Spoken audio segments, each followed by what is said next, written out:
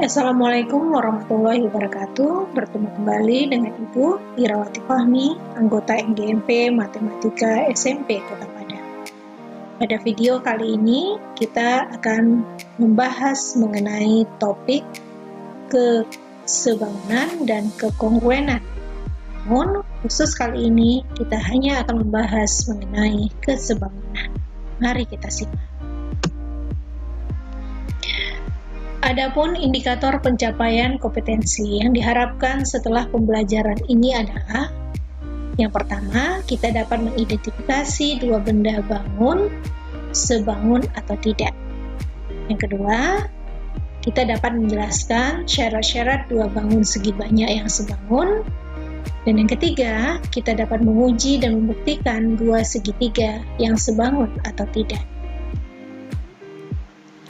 Yang pertama, kita akan membahas mengenai pengertian kesebangunan. Kita akan lihat pengertian kesebangunan tersebut. Segi banyak sebangun adalah segi banyak yang semua sudutnya kongruen dan semua sisinya proporsional atau sebanding.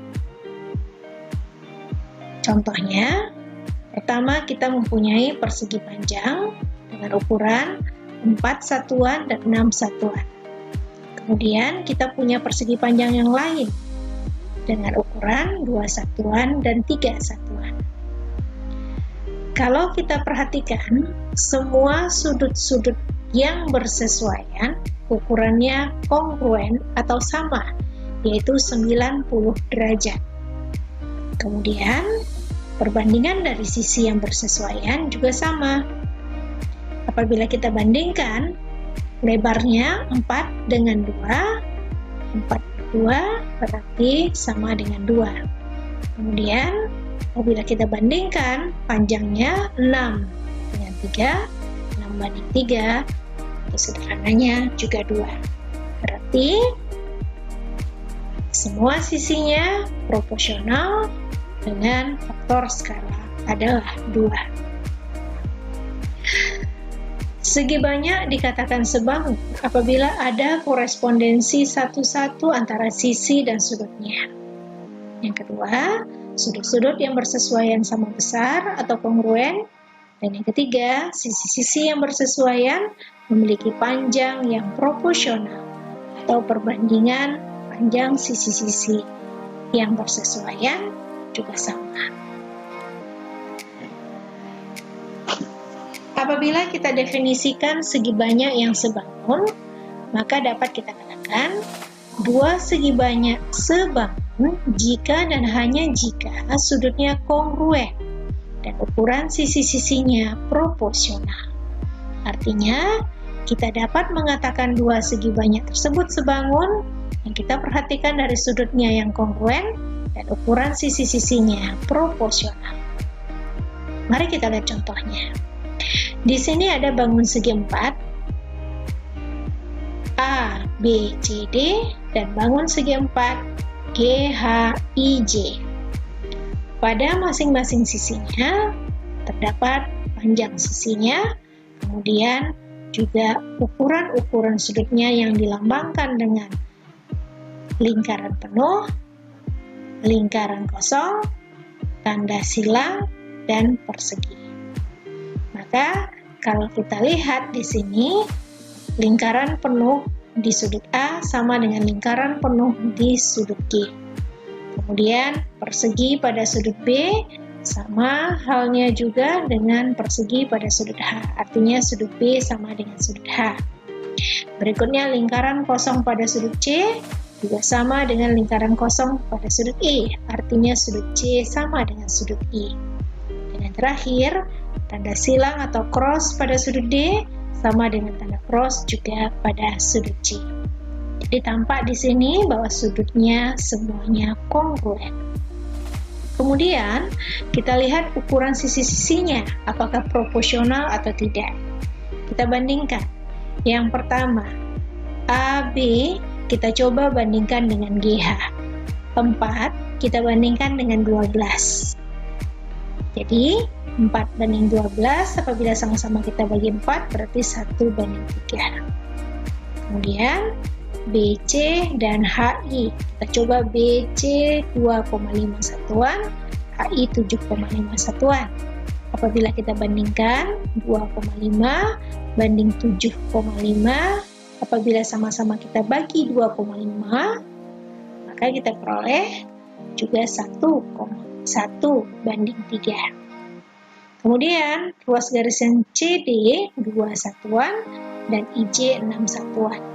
Apabila kita bandingkan satu sama lainnya, maka kita peroleh juga perbandingannya 1 banding 3. Dan yang terakhir, ruas garis AD kita bandingkan dengan ruas garis GJ.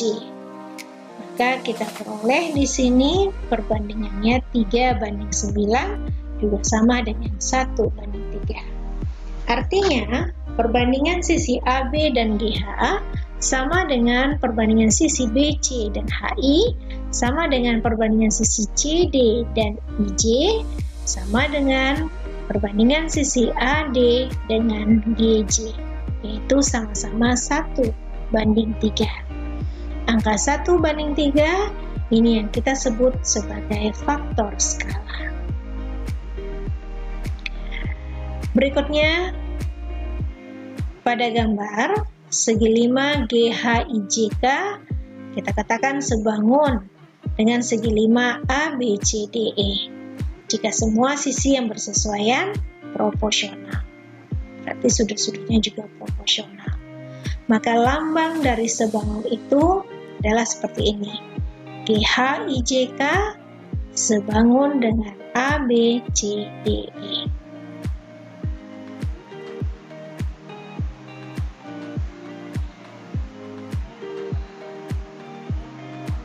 Berikutnya, yang penting kita ingat adalah meskipun ukuran kedua bentuk bisa berbeda, namun kedua bentuk yang memiliki ukuran yang berbeda tersebut harus memiliki satu faktor yang sama.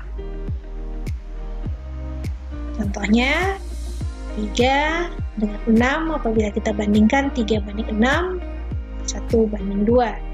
Kemudian 1 dengan 2 kita bandingkan juga 1 banding 2.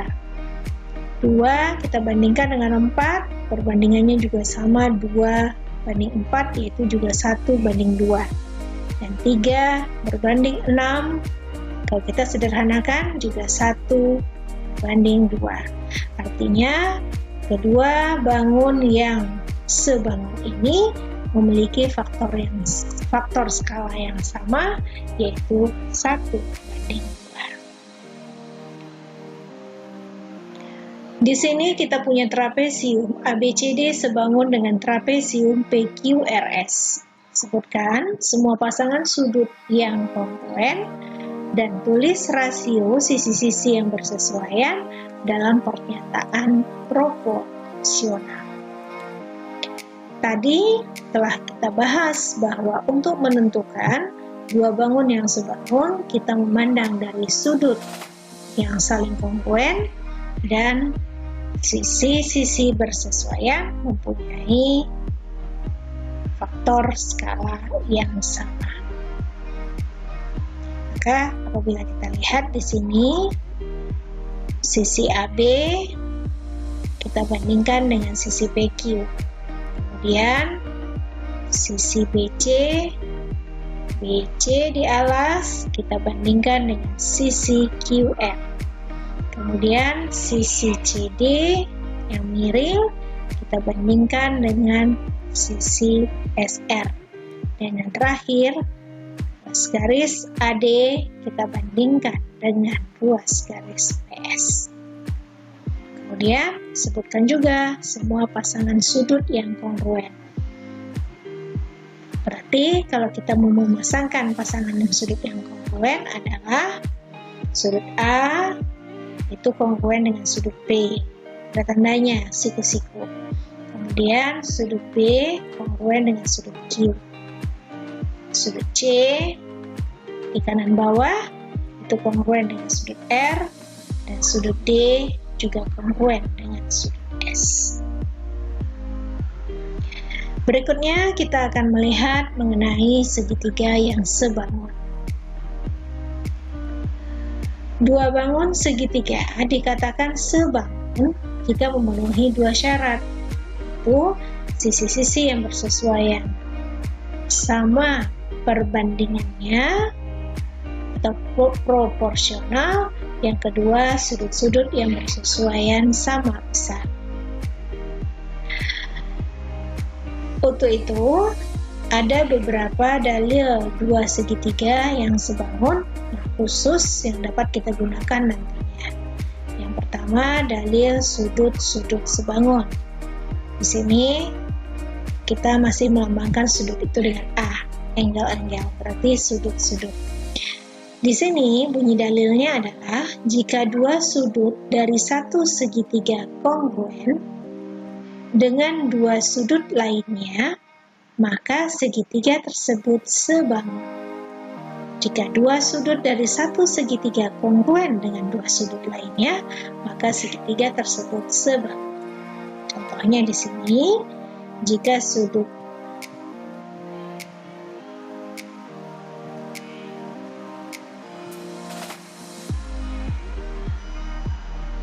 K, jika sudut K kongruen dengan sudut Y dan sudut J juga kongruen dengan sudut X, jadi kita hanya memandang dua sudutnya, sudut K kongruen dengan sudut Y dan sudut J kongruen dengan sudut Y, diketahui di sini dengan tanda-tandanya, maka dapat kita katakan segitiga JKL sebangun dengan segitiga XYZ. Yang kedua, dalil dua segitiga yang sebangun itu adalah dalil sisi-sisi-sisi. Kita singkat di sini SSS. Bunyi dalilnya adalah jika panjang sisi kedua segitiga itu proporsional, maka segitiga tersebut sebangun. Jadi kita melihatnya hanya pada perbandingan sisi-sisi yang bersesuaian. Jadi kalau kita bandingkan di sini, sisi AB, ruas garis AB berbanding ruas garis RS, nantinya sama nilainya dengan ruas garis AC, kita bandingkan dengan ruas garis RT, dan sama nilainya juga dengan ruas garis BC, panjang ruas garis BC, kita bandingkan dengan panjang ruas garis ST. Apabila perbandingan ruas garis AB dengan ruas garis RS sama dengan perbandingan panjang ruas garis AC dengan panjang ruas garis RT sama dengan perbandingan ruas garis BC dengan panjang ruas garis ST, maka dapat kita putuskan bahwa segitiga ABC itu sebangun dengan segitiga RST. Yang ketiga yaitu dalil sisi sudut sisi sebangun. Di sini kita lambangkan sisi sudut sisi dengan lambang SAS. Bunyinya adalah jika sudut salah satu segitiga kongruen dengan sudut segitiga kedua, maka panjang sisi-sisi yang mengapit sudut-sudut tersebut proporsional, maka segitiga tersebut sebangun. Berarti di sini kita melihat dari sudut apitnya dan ruas garis yang mengapit kedua sudut tersebut. Jadi kita pandang di sini ukuran dari sudut X itu kongruen dengan ukuran sudut M. Kemudian ruas garis yang mengapit sudut ini adalah ruas garis XZ, kita bandingkan dengan ruas garis MP, kemudian sama dengan nilainya panjang ruas garis XY, dan kita bandingkan dengan panjang ruas garis MN. Apabila kedua hal ini telah memenuhi, maka kita dapat putuskan segitiga XYZ sebangun dengan segitiga MN. Demikian dalil dari dua segitiga yang sebangun. Semoga kita dapat memahaminya dengan baik. Sekarang kita lihat contoh soalnya. Nyatakanlah apakah kedua segitiga tersebut sebangun. Berikan alasan untuk mendukung jawaban Ananda. Di sini kita punya dua segitiga, yaitu segitiga MNO dengan ukuran sudut M 70 derajat dan ukuran sudut O 50 derajat. Kemudian kita punya segitiga lain, BQR, yang ukuran sudutnya P 50 derajat dan R 70 derajat. Kita akan melihat apakah dia sebangun atau tidak. Karena ini yang diketahui kedua sudut, maka kita bandingkan. Jadi sudut M, ukuran sudut N kongruen dengan ukuran sudut R, yaitu sebesar 70 derajat. Kemudian ukuran sudut O juga kongruen dengan ukuran sudut P, juga 50 derajat. Karena dua sudut pada segitiga ini kongruen satu sama lainnya, maka sesuai dengan dalil kita yang pertama, yaitu dalil sudut-sudut yang sebangun, dapat kita katakan bahwa segitiga MNO sebangun dengan segitiga QRT. Berikutnya,